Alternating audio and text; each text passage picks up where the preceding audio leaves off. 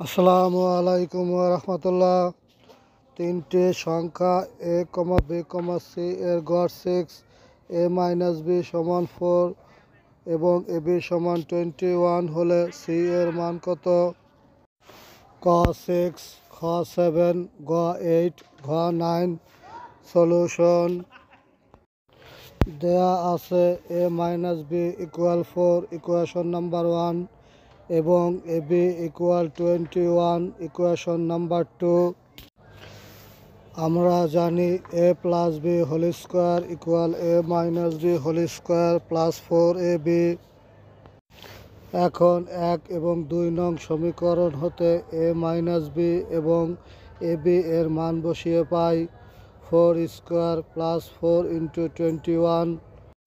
4² অর্থাৎ 4 × 4 = 16 এবং 4 × 21 = 84 সমান 16 + 84। 16 এবং 84 যোগ করলে হয় 100 সমান 100। বা a + b² = 10²।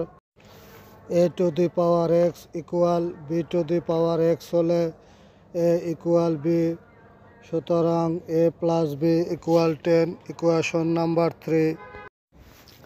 এখন প্রশ্নে দেয়া আছে a b c সংখ্যা তিনটি গড় 6, কাজেই সংখ্যা তিনটি যোগ করে 3 দ্বারা ভাগ করলে গড় পাওয়া যাবে। কাজেই a + b + c / 3 = 6। এখন উভয় পক্ষকে 3 দ্বারা গুণ করে পাই a + b + c = 18। 3 নং সমীকরণ হতে a + b এর মান বসিয়ে পাই 10 + c = 18।